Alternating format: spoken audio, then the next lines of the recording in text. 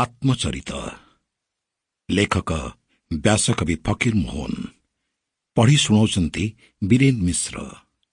विषय वंशलता। कटक जिल्ला sub division Kendrapara अंतर्गत कुसिन्दा नामक ग्राम गोटे क्षमताशाली खण्डायत वंश अधीन गोटे चौपाड़ी थिला।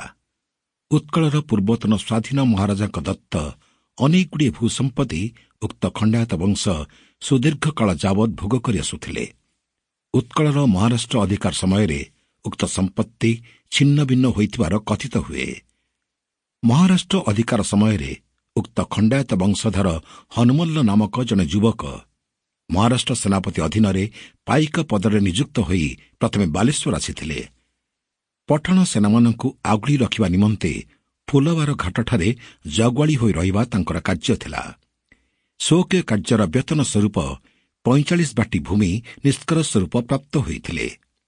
दलपति हनुमल्लंक अधीन अनेक पाइक नियुक्त थिले। सेमानंक पई स्वतंत्र रूपे पायकाली निष्कर भूमि खंजा थिला। गत 1250 साल प्रथम बंदोबस्त समय पर्यंत पाइक वंशधर माने निर्विवादरे उक्त जमीमान भोग दखल करि आसुथिले। बंदोबस्त समयकु थोके पाइक वंश विलुप्त हो जाइथिले। जोमाने सनंद देखाई पारिले सेमानक जमी बाहल रहिला। सनंदहीन पाइकमानक दखली जमी निष्पि बाजेयाप्त होइगला।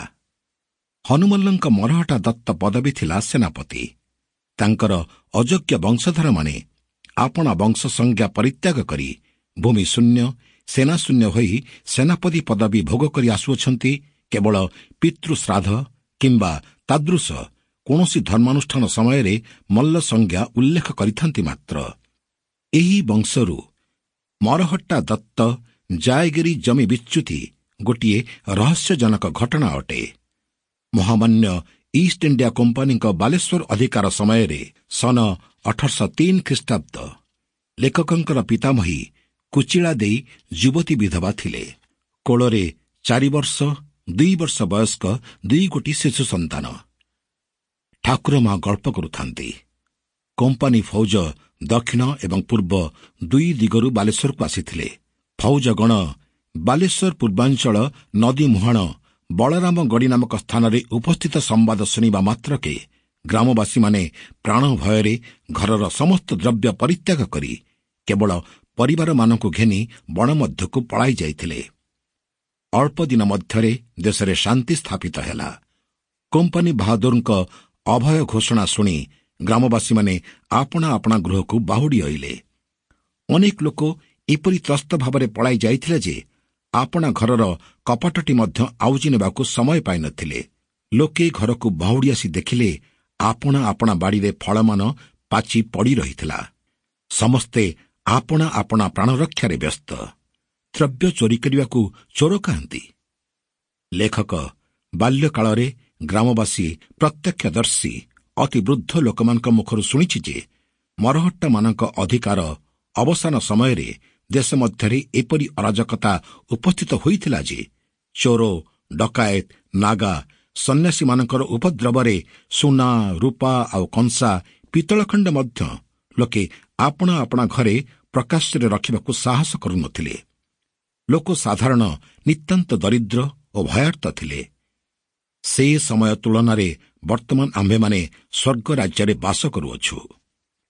ଇଷ୍ଟ ଇଣ୍ଡିଆ କମ୍ପାନୀଙ୍କ ସୁଶାସନ ଓଡ଼ିଶା ବା ବାଲେଶ୍ୱରରେ ସ୍ଥାପିତ ହେବାର କେତେକ ମାସ ଉତ୍ତାରେ ସରକାର ବାହାଦୁର ଦେଶ ମଧ୍ୟରେ ଘୋଷଣା କରିଦେଲେ ଯେ ମରହଟ୍ଟା ଅଧିକାର ସମୟରେ ଯାହାର ଯେପରି ବୃତ୍ତି ବିଧାନ ଥିଲା ଠିକ୍ ସେହିପରି ରଖାଯିବ। କାହାରି ସମ୍ପତ୍ତିରେ ହସ୍ତକ୍ଷେପ କରାଯିବ ନାହିଁ। ବୃତ୍ତିଧାରୀମାନେ ନିରୂପିତ ତାରିଖରେ ଆପଣା ଆପଣା ସନନ୍ଦ ସହିତ କଚେରୀରେ ହାଜର ହୋଇ କଲେକ୍ଟର ସାହେବଙ୍କ ଛାମୁରେ ନାମ ଲେଖାଇ ଦେଇଯିବେ। ରାଜକୀୟ ଘୋଷଣାର ମର୍ମ ବୁଝି ନ ପାରି ଅଥବା ଆଶଙ୍କା ପ୍ରଯୁକ୍ତ ଅଧିକାଂଶ ବୃତ୍ତିଧାରୀ କଚେରୀରେ ହାଜର ହୋଇନଥିଲେ। ସେମାନଙ୍କୁ ହାଜର କରାଇବା ନିମନ୍ତେ ପରବାନା ଧରି କଚେରୀରୁ ପାଇକମାନେ ବାହାରିଲେ। ଗୋଟିଏ ପାଇକ ପରବାନା ଧରି ଆମମାନଙ୍କ ଘରଠାରେ ଉପସ୍ଥିତ ହେଲା। ସେ ସମୟରେ ଠାକୁର ମା Sample complete. Ready to continue?